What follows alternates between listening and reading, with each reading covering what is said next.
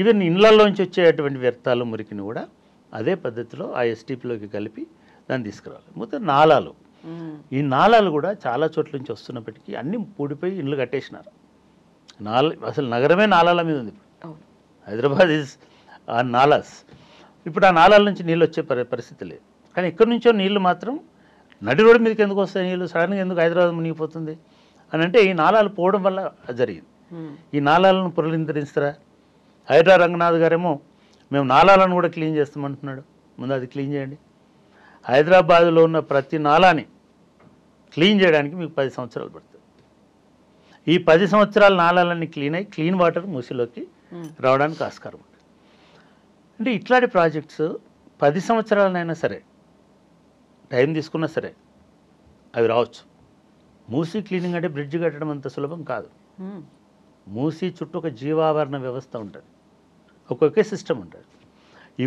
ఈ ఎకో సిస్టంలో మనుషులు ఉంటారు, పశువులు ఉంటాయి, లేదా మిగతా జీవులు ఉంటాయి.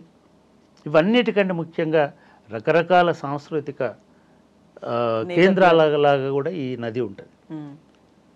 మరి ఈ నదిని ఇవన్నీ మూసేసుకొని ఈ 10 సంవత్సరాలు ఆగి న్యాచురల్గా నదిని మళ్ళీ పునరుజ్జీవింపజేస్తామా, లేదు నదిని ఇమ్మీడియట్గా మనుషులను తీసేసి, అసలు మనుషులను తీసేస్తే నదితో ఏం పని అని, నది పర్పస్ ఏంటిది? మనుషులు ఉంటేనే నదికి విలువ ఉంటుంది. నది ఉంది కాబట్టి మనుషులు ఉన్నారు కాబట్టి నది ఉండాలి, మనుషులు ఉండాలి. ఇది రెండవ మోడల్. మొదటి మోడల్ ఏమో ఇప్పుడు ఇట్లా మేము వేసి నదిని ఒక సుందర కేంద్రం చేస్తాం. ఇంతకుముందు ఉన్న గవర్నమెంట్ బ్లూ ప్రింట్ ఏముండింది అంటే ఆ నది వెంబడి ఎక్కడెక్కడైతే ప్లేసెస్ గవర్నమెంట్ ప్లేసెస్ ఉన్నాయో అక్కడ రిక్రియేషన్స్ సెంటర్స్ లేకపోతే కమర్షియల్ సెంటర్స్ లేదా ఎవరికో ఇచ్చి ఎట్లాగైతే మీకు మెట్రో పక్కన ఉన్న వాటిని అన్నింటి మీరు మాల్స్ చేసేదని చేసినారో అంటే మనుషులు అక్కడికి వచ్చి ఒక ఆహ్లాదాన్ని పొందడానికి కావాల్సిన అది ఐమాక్స్లు కావచ్చు, ఐటిక్స్లు కావచ్చు, ఇంకోటి కావచ్చు కొన్ని అట్లాంటివి కట్టాలి. రెండోది రివర్ బెడ్ డెవలప్మెంట్ చేయాలి. అంటే నిజంగానే నది మంచి బ్రహ్మాండమైన స్వచ్ఛమైన నీటితో పారితే బీచ్ కంటే ఎక్కువ సౌకర్యాలు అక్కడ ఉంటాయి. వాటర్ స్పోర్ట్స్ ఉంటాయి, లేదా ఇంకొకటి ఉంటుంది. అంటే ఒక స్వచ్ఛమైన నది బారినప్పుడు అక్కడ కావాల్సినటువంటి రిక్రియేషన్ సెంటర్స్ని ఏర్పాటు చేయాలి. అట్లాంటివి కొన్ని చేసుకోవచ్చు. ఇంకా కొన్ని సోషల్ యూటిలిటీ ఉండేటువంటి ప్రాంతాలు, అంటే మీరు ఒక రిక్రియేషన్ ప్లేస్ అన్నారు, లేదా కొన్ని వేల మంది అక్కడికి వస్తున్నారు. వచ్చినప్పుడు అక్కడ పుట్నాలు అమ్మేవాడో, బజ్జీలు అమ్మేవాడో, లైవ్లీహుడ్ అనేది ఉంటుంది. ఎగ్జాక్ట్ లైఫ్ అనేది రిజనవేట్ అవుతుంటుంది.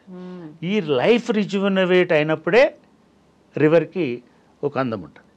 అయితే నాకు నిజానికి నేను ఇప్పుడు ఈ 3-4 రోజులు నేను కూడా మూసి పక్కనే ఉంటాను.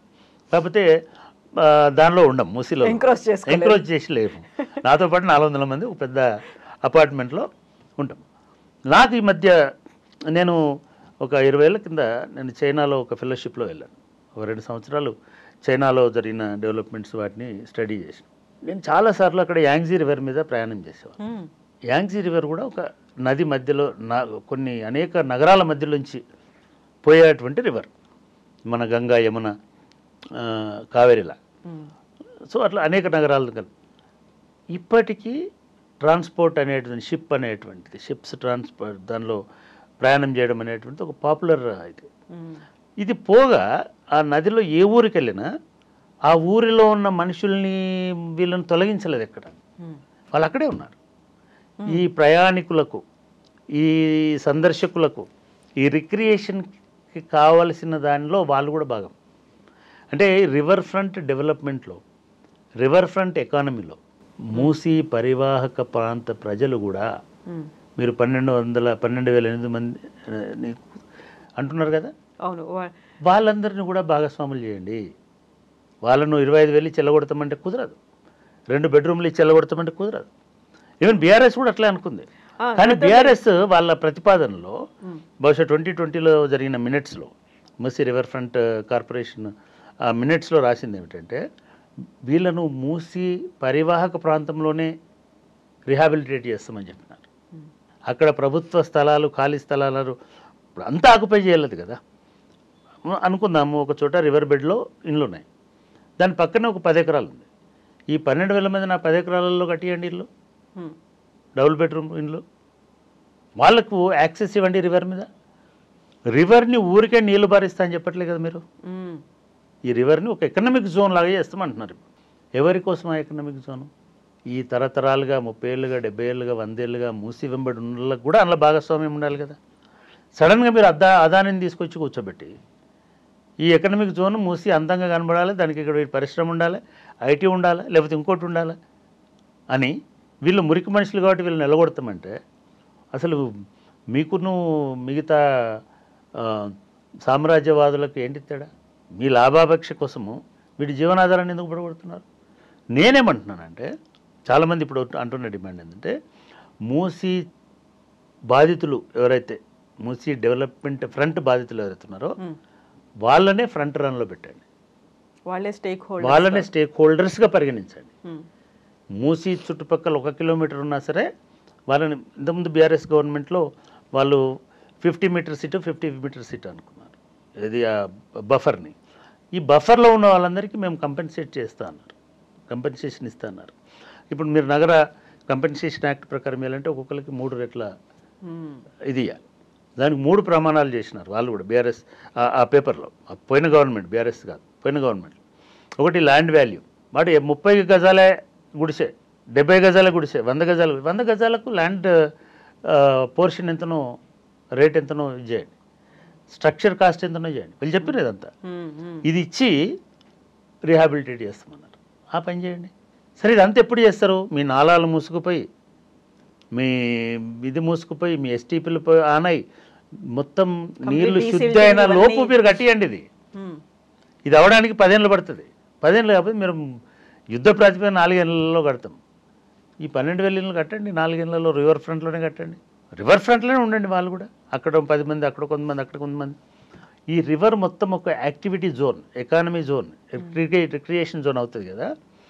అక్కడ రిక్రియేషన్ కోసము, ఎకనామిక్ యాక్టివిటీస్ కోసము, సోషల్ యూనియన్ కోసము వచ్చేటువంటి వాళ్ళకి కావాల్సిన సర్వీసెస్ ఉంటాయి కదా. చిన్న ఫిష్ స్టాల్ ఉంటుంది, 4, ఒక 4 ఆలు బజ్జీలు వేసేవాడు ఉంటాడు, ఒక 4 ఇంకోటి వేసేవాళ్ళు ఉంటారు, తినుబండారాలు ఉంటాయి. అట్లాంటి స్టాల్స్లో కూడా వాళ్ళకి రైట్స్ ఇవ్వండి. వాళ్ళ వర్క్ని ప్రమోట్ చేయండి. చివరికి చెప్పులు చేసుకున్నట్టు ఆయన ఉంటాడు, ఆయన అక్కడే చెప్పులు చేసుకొని అమ్ముకునేటువంటి రైట్ ఇవ్వండి. సీతాఫలాలు అమ్మేటోళ్ళు ఉంటారు, వాళ్ళకి అక్కడే అమ్ముకునే రైట్ ఇవ్వండి. ధోబీ ఘాట్లు ఉన్నాయి, అక్కడే ఈ సెంటర్స్ పెట్టండి. వాళ్ళకి కొంత సహాయం చేస్తే డ్రై క్లీన్ సెంటర్స్ పెట్టుకుంటారు. ఇది ప్రపంచంలో అంతటా ఉంది. యూరోప్లో ప్రవహించే నదుల్లో ఉంది. ప్రాచీన ప్రతి సిటీ ఆ ప్రజలను కలుపుకొనే సిటీ డెవలప్ అవుతుంది, నగరం డెవలప్ అవుతుంది, రివర్ డెవలప్ అవుతుంది తప్ప ప్రజలను ఎల్లగొట్టి రివర్ డెవలప్ కాదు. నేనేమంటున్నంటే ఇవాళ మీరు 1,50,000 కోట్లు పెడుతున్నారు. సరే అనుకుందాం, 1,50,000 కోట్లలో మాలాంటి వాళ్ళకి కిలోమీటర్ లోపల ఉన్న వాళ్ళకి 4 రెట్ల రేట్ ఇచ్చి, నా ఫ్లాట్ విలువ ₹1,00,00,000 అయితే 4 కోట్లు ఇచ్చి నన్ను పంపిస్తాం. నాకు ఉపాధి ఉంది, నాకు పెన్షన్ ఉంది, నాకు తెలివి ఉంది, నాకు పని ఉంది. ఏ పని లేకపోతే మీ ఛానల్కి వచ్చి కూర్చుంటా. కానీ అక్కడ రోజు చెప్పులు కుట్టుకునేటానికి ఏముంది? ఆ చుట్టుపక్కల 4 ఇళ్లలో పనిచేసే వాళ్ళకి ఏముంది? తోపుడు బండి నడిపించుకునేటోడికి ఏముంది? చివరికి చెత్త క్లీన్ చేసేవాడు, పాత పేపర్లు కొనేవాడు, ఇనుప సామాన్లు కొనేవాడు కూడా దానిలో ఉన్నాడు. వాడికి ఏముంది? మళ్ళీ నేను చైనాలో నేను దాని మీద స్టడీ చేశాను కాబట్టి ఈ మూసీ డెవలప్మెంట్ ప్రణాళిక అయిపోయి అది నిజంగానే ఒక ఎకనామిక్ సెంటర్. ఈ 55 కిలోమీటర్ల పొడుగున ఒక బ్యూటిఫుల్ కొత్త నగరం, ఒక ఎకనామిక్ సెంటర్ కావడానికి 10 సంవత్సరాలు పడుతుంది. 10 కాదు, 5 పడుతుంది. ఈ 1,200 కుటుంబాల నుంచి ఒక్కొక్కలను పికప్ చేయండి. 12,000 కుటుంబాలు. ఆయన 40 ఏళ్ళ లోపున్నాడు, ఆయన ఒక పనిలో ట్రైన్ చేయండి. ఎవడైనా సరే ఒక 3 నెలలు, 6 నెలలు, సంవత్సరం ట్రైన్ చేస్తే బ్రహ్మాండంగా దాన్ని నడిపిస్తాడు. మీరు అన్నట్టు ఒక దోబీనే ఉన్నాడు, 100 మంది దోబీలు ఉన్నారు. ఈ 100 మంది దోబీలకు న్యూ టెక్నాలజీ తోటి ఇప్పుడు hydrogen wash, nitrogen wash, air wash ఇవన్నీ వచ్చినాయి కదా. ఈ న్యూ టెక్నాలజీని వాడి ఎట్లా శుద్ధి చేయాలి బట్టల్ని అనేది ట్రైనింగ్ ఇవ్వండి. ఇక్కడ లేకపోతే బొంబాయి పంపండి, బొంబాయి లేకపోతే లండన్ పంపండి. దట్ వాట్ ఎగ్జాక్ట్లీ చైనా చేసింది. అది చేసి ఇవాళ నా మోడర్న్ టెక్నాలజీలో ఎవరి వృత్తిని బట్టి, ఎవరికున్న స్కిల్ని బట్టి, వృత్తి అంటే కులం కాదు, ఎవరు ఎంగేజ్ అవుతున్నటువంటి నైపుణ్యాన్ని బట్టి. లేదు ఈ మూసి మొత్తం దీనిలో బాపుఘాట్ పక్కన ఉన్న ఒక గుడి కూడా దానిలో ఎంపుతుంది. అక్కడ 2 పండితులు ఉన్నారు, పంతులు ఉన్నారు, వాళ్ళకు ఇంకొక గుడి కట్టాడు. అంటే గుడి లేకుండా రిక్రియేషన్ ఉండకపోవచ్చు కదా. గుడి కూడా రిక్రియేషనే. గుడి కూడా మనిషికి ఒక మానసిక ఉల్లాసాన్ని ఇచ్చేది కదా. చలో అది అక్కడ అట్లా అంటే ఎవరైనా సరే వాళ్ళ నైపుణ్యము, వాళ్ళకు ఉన్నటువంటి సాంప్రదాయ వృత్తి, వాళ్ళకు ఉన్నటువంటి స్కిల్, దేనిలో అయితే వాళ్ళకు ఎక్స్పర్టైజ్ అట్లా చేయండి. రెండవది, దానిలో చదువుకున్న పిల్లలు ఉన్నారు, వాళ్ళని ఒక 10 మందిని మీరు చెప్తూ ఇప్పుడు అడ్వాన్స్డ్ ఐటీఐ సెంటర్స్ పెడుతున్నారు. టర్నర్లుగా, ఫిట్టర్లుగా, ప్లంబర్లుగా, మిగతా దానిలో చదువు రాకుంటే వాళ్ళని ఆ ట్రైనింగ్ ఇవ్వండి. చదువు వచ్చిన పిల్లలు ఉన్నారు, వాళ్ళకు పునరావాస ప్యాకేజీలో భాగంగా రేపు మేము నిజంగానే ఒక ఏందది ఏదో ఇండస్ట్రియల్ కారిడార్ న్యూ సిటీ వస్తుందన్నారు కదా, ఫోర్త్ సిటీలో ఏం సిటీ అది, దానిలో ఒక ఈ మ్యానుఫ్యాక్చరింగ్ ఇవన్నీ వస్తున్నాయి కదా, దానిలో వాళ్ళని ఎంగేజ్ చేయండి. అంటే ఆఫ్టర్ ఆల్ ఇది ఒక 12,000 మంది సమస్య, 20,000 మంది సమస్య, మహా అంటే 25,000 సమస్య, 25 లక్షల మంది సమస్యను కూడా చైనాలో పరిష్కరించినారు. ఆ పని చేయండి. ఎందుకు ప్రొటెస్ట్ చేస్తారండి? అంటే వాడు తోపుడు బండివాడు జీవితం అంతా తోపుడు బండితోటే ఉండాలి, వాడి కొడుకు మళ్ళీ తోపుడు బండి ఉండాలి. వాడి కొడుకుని పికప్ చేయండి, వాళ్ళ చేసి చలో మా దగ్గర మా యూనివర్సిటీ లాంటి చోట వాడిని గ్రాడ్యుయేషన్ చేయించండి. 3 నెలల్లో గ్రాడ్యుయేట్ అవుతాడు. నువ్వు 5 నెలలు కదా నీ ప్రాజెక్ట్ వచ్చేది. అప్పుడు వాడికి ఒక స్టాల్ ఇవ్వండి, 50/50 ఒక స్టాల్ ఇచ్చేసండి. వాడు ఏదో ఒకటి అమ్ముకుంటాడు, కాఫీ షాప్ పెట్టుకుంటాడు, లేకపోతే ఇంకోటి పెట్టుకుంటాడు, పూలు పెట్టుకుంటాడు, ఏది లేకపోతే వాడు ఒక చిన్న పర్ఫ్యూమ్ బాటిల్ షాప్ ఏదో ఒకటి పెట్టుకుంటాడు.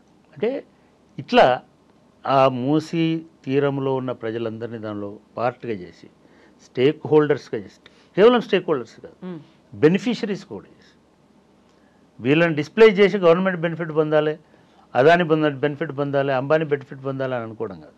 వీళ్ళని కూడా ఆ బెనిఫిట్లో అంతర్భాగం చేస్తే ఇది ఒక గొప్ప మోడల్ అవుతుంది. మిగతా సిటీలు కూడా వీటిని అనుసరించడానికి అవకాశం ఉంటుంది. మీరు లేదు మేము అందరినీ తొలగిస్తాం, మొత్తం గోడ కడతాం, దాని నుంచి మూసిని ప్యూర్గా ప్రవహిస్తాం, పాలలాగా పోతుంటుంది, ఎవరి కోసం అది ఏం చేసుకుంటావు? దాంతో నది వల్ల ప్రయోజనం ఉండాలి కదా, ప్రయోజనం ఉండింది కదా ఇంతకాలం, చాలా ఉన్నాయి ఇందులో. రేపు బాపు ఘాట్ తీసేయాలి. బాపు ఘాట్లో ఇందాక చెప్పినట్టు గాంధీజీ అస్థికల్ని తీసేస్తావా? ఏదో మోడర్న్ చేస్తావు కదా, మిగపోతే అంబర్పేట శ్మశాన వాటికి ఉంది, తీసేస్తావా? అంటే గుడులు ఉన్నాయి, శ్మశానాలు ఉన్నాయి, జీవితాలు ఉన్నాయి, స్వప్నాలు ఉన్నాయి, శిథిలాలు ఉన్నాయి, భవిష్యత్ ఏమవుతుంది? భవిష్యత్తు ఉంది. వీటన్నిటిని శిథిలం చేసి బుల్డోజర్లను పంపిస్తా, కూలగొడతా, దీన్ని ఎడారి చేస్తా, ఇది అసలు ఏమాత్రం కూడా ఒక నాగరిక ప్రభుత్వం చేసేటువంటి పని కాదు. నీ అభివృద్ధి ప్రజలతో సమ్మిళితమై ఉండాలి, ప్రజల భాగస్వామ్యంతో ఉండాలి, ప్రజల జీవితాలను మెరుగుపరిచేటట్టు ఉండాలి. రేపటి పిల్లలు ఈ మూసీ పరివాహక ప్రాంతంలో ఉన్న పిల్లలు రేపు ఈ మూసీ ఎకనామిక్ జోన్కి ఒక బ్యాక్ ఎండ్ ఆర్థిక వనరుగా, బ్యాక్ ఎండ్ సర్వీసెస్ వనరుగా, సేవా వనరుగా, బ్యాక్ ఎండ్ ఒక సహాయ వనరుగా ఉండాలి తప్ప వాళ్ళు లేకుండా అభివృద్ధి అనేటువంటిది సాధ్యం కాదు. థ్యాంక్ యూ సో మచ్ అండి. నిజంగానే మూసీ అనేది సుందరీకరణ ఎవరి కోసం, అభివృద్ధికి నిర్వచనం ఏంటి అంటే నిజంగా లైవ్లీహుడ్ అనేది, అక్కడ ప్రజలు లేకుంటే నది లేదు, నది లేకుంటే ప్రజలు లేదు, ఏం ఉపయోగం? చాలా సింపుల్. మరి నేను ఇప్పుడు అది వాళ్ళని తొలగించి నేను ఎకనామిక్ జోన్ చేస్తాను, వాళ్ళతోటి ఎకనామిక్ జోన్ చేయి, 1 కిలోమీటర్ తీసుకో. అంటే ఇండ్లు ఇప్పుడు మాదాపూర్లో చూస్తున్నామండి, Madhapur is beautiful economic zone ఒక రకంగా చెప్పాలంటే. మాదాపూర్ని చంద్రబాబు నాయుడు కట్టినప్పుడు ఏముండిందండి? గొల్లోళ్ళ ఇండ్లు, యాదవుల ఇండ్లు, మిగతా కులాల ఇండ్లు వాళ్ళు ఉన్నారు. వీళ్ళను అందరినీ తొలగించి హైటెక్ సిటీ కట్టాల, వాళ్ళను హైటెక్ సిటీలో భాగం చేసినారు. మాదాపూర్లో ఉన్న 200 గజాలలో ఉన్న ఇల్లు కూడా ఇవాళ ఒక కమర్షియల్ యాక్టివిటీకి కేంద్రమైంది. అక్కడ పనిచేస్తున్న వాళ్ళు ఒక టిఫిన్ సెంటర్ పెట్టుకున్నాడు, అక్కడ పనిచేస్తున్నటువంటి వాళ్ళు ఇంకొక పూల గుత్తుల ఇదో సెంటర్ పెట్టుకున్నాడు, అక్కడే ఉన్న ఒక చాకలి ఒక డ్రై క్లీనింగ్ సెంటర్ పెట్టుకున్నాడు, అక్కడే ఉన్నటువంటి ఒక మంగలి ఒక సెలూన్ అప్గ్రేడ్ చేసుకున్నాడు. What is wrong? అంటే సిటీ అంటే వీళ్ళందరూ కాదా? వీళ్ళందరూ లేకపోతే విలేజ్ అవుతుందా? సో ఈ సబ్బండ వర్ణాలను దానిలో ఇన్వాల్వ్ చేసి భాగస్వాములను చేయాలి, వాళ్ళ ప్రాతినిధ్యం ఉండాలి. ఈ డెవలప్మెంట్ ప్రాజెక్ట్ అనేది ఆ రకంగా పోతేనే దానికి ఒక విలువ, గౌరవం. దాని చుట్టూన్న భూములని ఆల్రెడీ భూములు ఉన్నాయి కొంత. మీరు రోడ్ వేస్తారా, మెట్రో వేస్తారా? ఇదంతా ఒక ఎత్తు అయితే అసలు ఎందుకు ఖాళీ చేస్తున్నారు అనేది ప్రశ్న. ఈ ప్రశ్న అడిగే రైటు ప్రతి ఒక్కరికి ఉంటుంది. ఆస్తి లేనివాడు కూడా ఉంటుంది రైట్. ఈ భారత పౌరులందరికీ, నాకు, మీకు, everybody can ask why you are vacating them. నేను ఈ ప్లాన్ తోటి, ఏంటిది నీ ప్లాన్?